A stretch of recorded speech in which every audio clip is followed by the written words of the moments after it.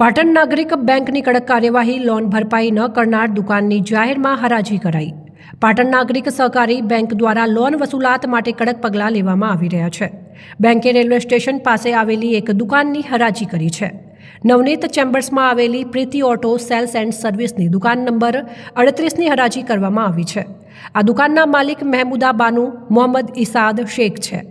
Loan ડિફોલ્ટના કારણે બેંકે અગાઉ આ દુકાનનો કબજો કરી લઈ સીલ કરી હતી અને હરાજીમાં કુલ 6 વ્યક્તિઓએ ભાગ લીધો હતો। દુકાનની અપસેટ વેલ્યુ 14 લાખ રૂપિયા નક્કી કરવામાં આવી હતી।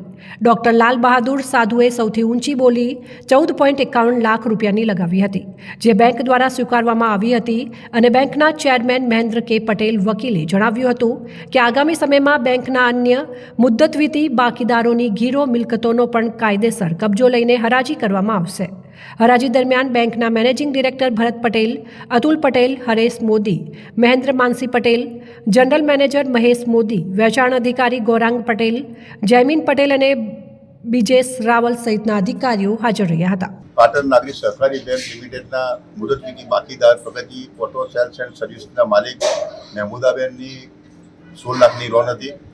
એ 16 લાખની લોન એમને મુદતવીતી છતાં ભરપાઈ ન કરતા બેંકે સમારી દાવો 2018માં કરેલો અને લગભગ 17,78,000નું હુકમનામું થયેલું વ્યાજ સાથે।